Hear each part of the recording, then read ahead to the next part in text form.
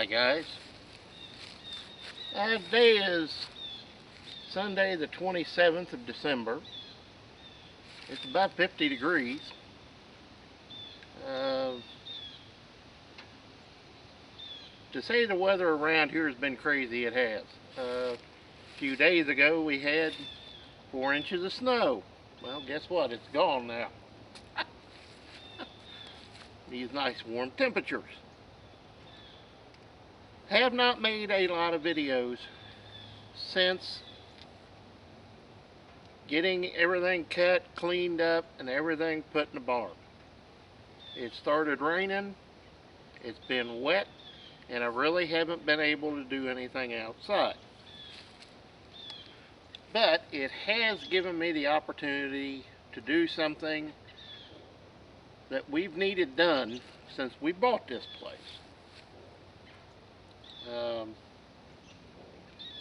Kind of a little background on it.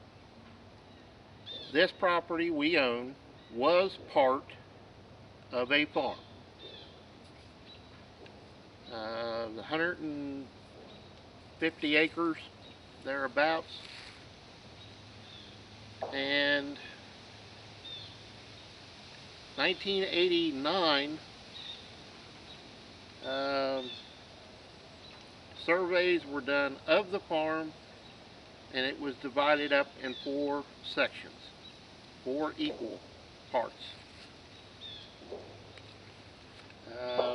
with the exclusion of the home place house, which was lotted off separately. Now, he passed away, the owner passed away. It was given to the 4 kids.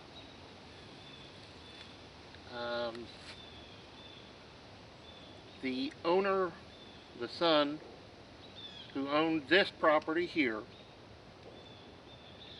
2 years later sold it to our neighbor up the road. And it was kind of in one of those, still aggravated about it, but we came home from work on a Monday night. There was a for sale sign on it.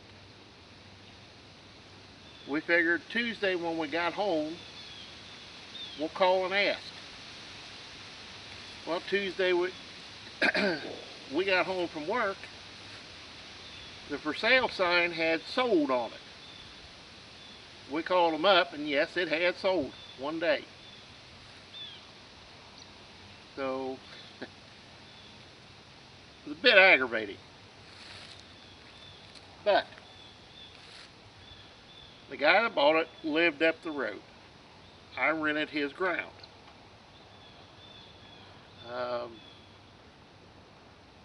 But the guy that had been farming it at that point continued to farm it. Okay, fast forward 2 years. He had got himself in a financial bind and came to us and said, hey, I got to sell this ground. You guys really didn't get a chance at it. I'll let you have first crack at it. So we bought it. This is, in that 4th, 5th year. Now, that comes into play with this. In the state of Ohio, and I don't know the exact time frame, but if property has been surveyed and sold, well, if property is surveyed and it's sold within the next 5 to 7 years, it doesn't have to be resurveyed. Okay? So, being as this farm was basically a farm split up in 4s, and a survey done then, and it was in the family, then sold to our neighbor, then we got it. By the time we got it, the property pins or markers had been grown over to the point of move you here, make sure this is right. It grew up multiflora rose bushes and briars and everything else, and you could not see them. So it's been an issue since we've owned the place that we don't know exactly where the property lines are. Now, there's a fence through here to my left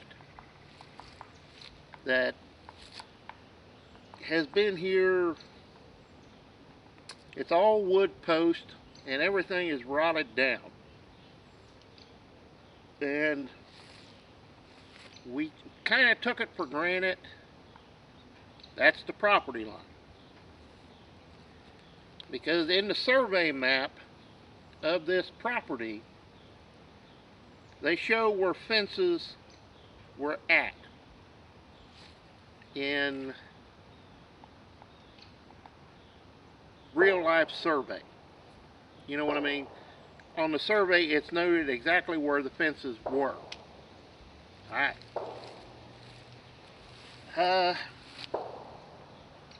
Which brings a lot of questions up. But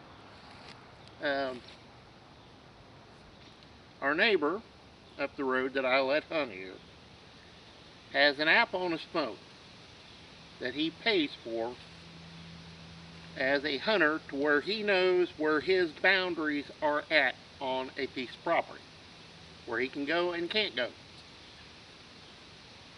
So, and we're talking to him, he was saying this fence line to my left is off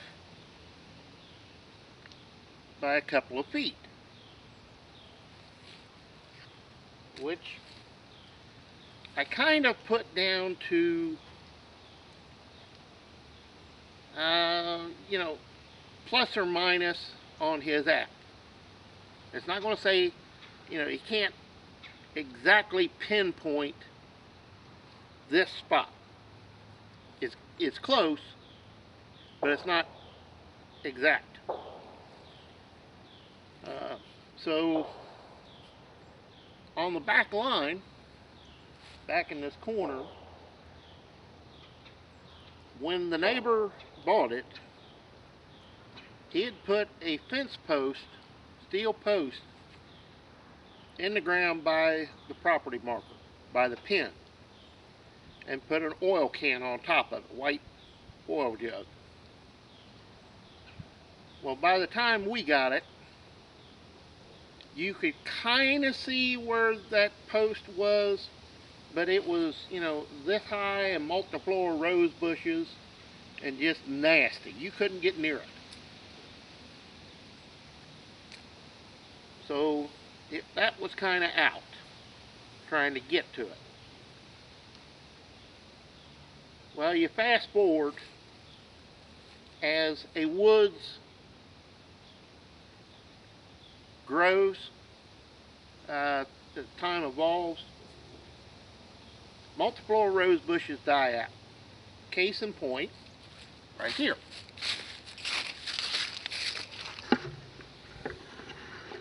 Now, last year, that cultivator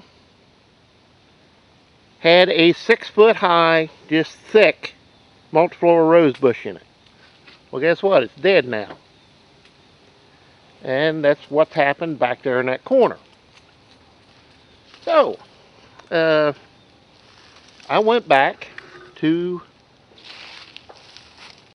sorry, batteries died. But I went back to start cleaning that up and to look for that pin. Now, the neighbor had set a couple of steel posts, back in along the backside of the woods. And that's basically all I had to go by. There was like 3 or 4 posts across the entire back that he put in. So it's kind of where he thought it was at, not me. I didn't put them in. So let me get back there and I'll show you what we got. So hang on. Okay, give you an idea. That is pretty much what this back corner looked like when we bought this. Now we've had, you know, the emerald ash borer come through here, and it's pretty much decimated all the ash trees. And we got this vine that you can see right there. This crazy stuff that's killing these trees. I kind of call it the northern version of kudzu. I don't know what it is, but it is some nasty stuff. It's like wire. But, like I said, I've been cleaning up. I got several piles like this back here on my old Dodge. Now, like I said, this is basically ground we can't do anything with.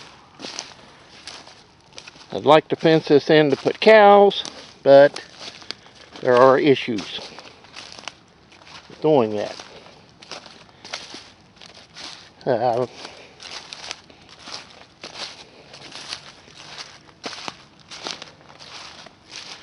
As I said, I've got a deer hunter, a couple of them, and they're trying their level best to be good hunters, and they are. Okay, now on the county's website, they have a aerial view map that shows approximate property lines. Alright, now when they did this one, this line, it basically shows it approximately right through here. Alright, now it turns out right there, right beside that stake, you see it down there, there is the pin right by that leaf. That fence post was laying over here because these trees took it down. So put it back in the ground and drove it in with the skid steer.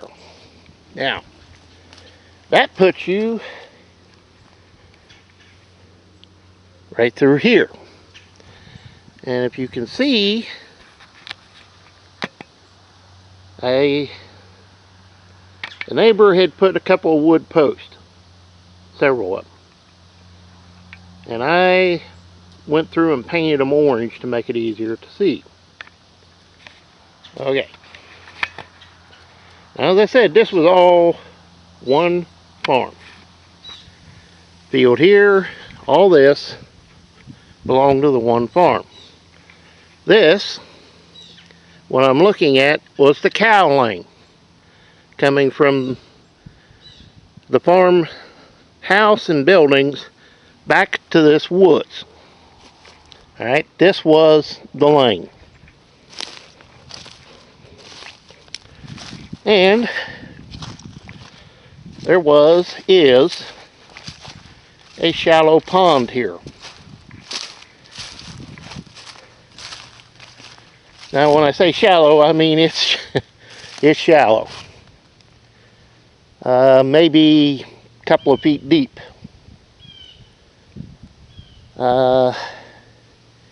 You can kind of see the water an average watermark on those trees, maybe a foot high, if that.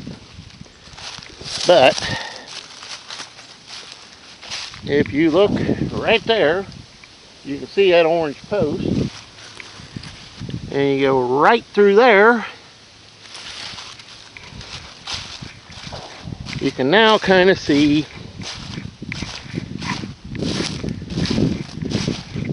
the orange post, which they're orange because I didn't have any, my can of pink fluorescent paint is shot. You can kind of see them through there. Like I said, this area, when we got this place, was just so nasty in briars. You couldn't see none of this. But these steel posts I've put in here. And one of the funkier things I've seen in this woods, I've ever seen, is this tree right here. That's a, pretty sure that's an elm. But what's striking about it is how it's grown. These roots on it. Ouch. These big massive roots, and the fact you can see underneath of it. There's no trunk going straight down into the ground. It's these feeder roots that are actually holding the tree up off the ground. Now, is that not wild, or is that not wild? That's got to be one of the strangest grown trees I've ever seen. Mind you, I know it's because there was a big tree here that obviously has fallen. But just one of those oddities, you might say. Now, like I said, this used to be so thick you couldn't walk through here. But now it's, the multiflora rose bushes are kind of dying out because of these invasive oriental, I don't know what they're called. Kind of like a, well, looking for some of it. Of course, you can't find it. But like I said, this stuff right here is nasty. It'll grow up around a tree, and these will grow as the tree grows. The tree will swell out around those. This stuff right here. Ouch. This stuff. Whatever it is.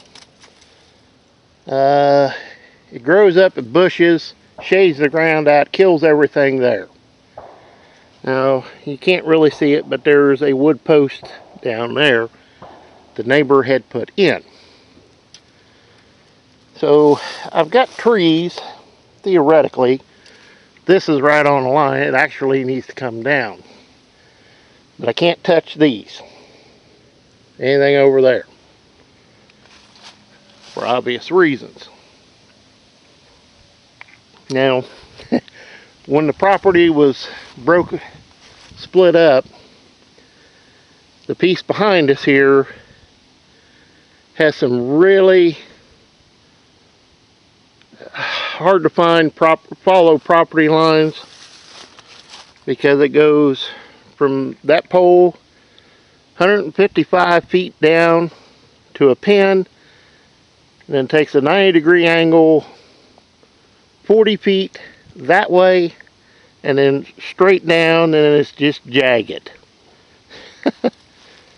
I would really like to rent the property, but problem is, when you look up who owns the property, the name in which it's in, and you go to the address listed, it is a blank field just like that is over there. Just a vacant field. And when you look that property up, it's the same thing. It takes you to another vacant piece of property that when you look it up has a different name on it too. So, as I said, I would like to find the owner of this property to speak to them about renting it, because it's 25 acres right across the fence. But I haven't been able to locate that person yet. I don't know why it's been done that way, but it has. Now, just a sec. Okay, my future plans for this. If I can find the owner, whoever that is, if I can't rent the property, I would like to buy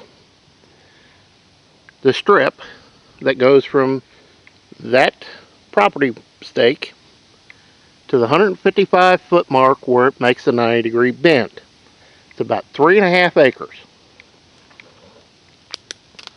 across the backside of this woods, which is really not a lot.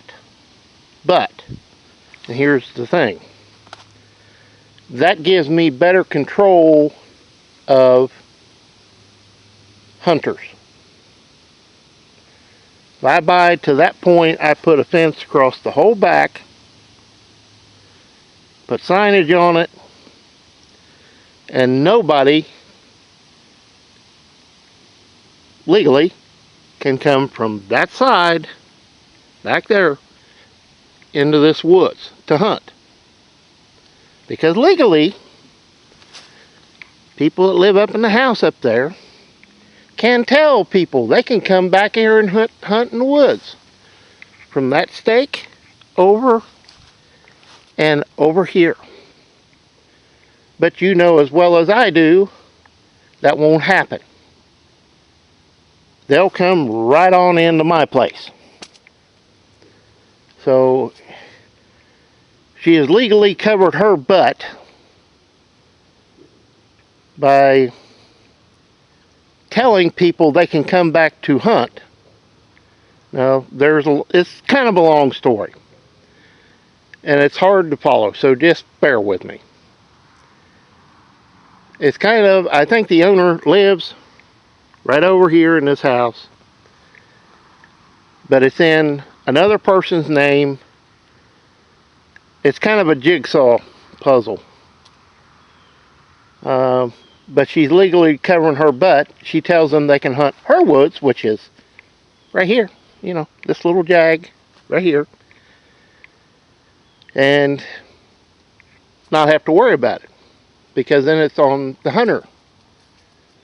If he comes across the line, then that's his problem, not hers.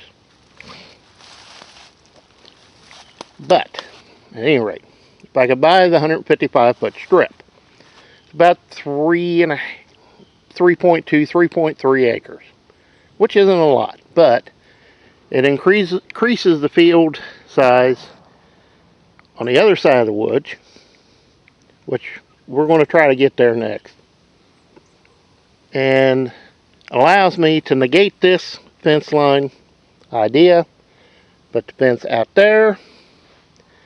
I can farm this. May not be very wide, but I can farm it. So, I would like to get this cleaned up, and get some cattle back here. You know, not a lot, but enough to fool with. If I can get it cleaned up and get the coyote population disposed of, basically. And as you saw earlier, I have a pistol on my side, and that is for a very good reason. let's face it, in this, you're not going to see a coyote till it's too late. But it is what it is. But we're taking precautions. Like I said, that tree right there, that is one of the strangest grown trees I have ever seen in my life. Especially for Southwest Ohio. Hey, give me back my camera. Brawrs. Without a doubt, that has got to be one of the stranger ones. That'd make one heck of a clock to put on the wall. You know, that would. That's really unusual to find. But my problem, the way the property line is right now, I can't do anything with this pond. I absolutely cannot do anything with it. Because it has a drain, goes right over through there. That goes on the neighbor. But, being that a pond that is on two properties, I can't do anything with it without their permission. They're okay. And you're not going to get that. So, let me get back out of here and see if we can get to the other side. So hang on, we'll be right back. As I said, this fence line is all wood post. You can see where it is there. And where it's laying, you see one still standing right over there, pushed this way. So it's kind of that way all the way back through here. From the road, actually.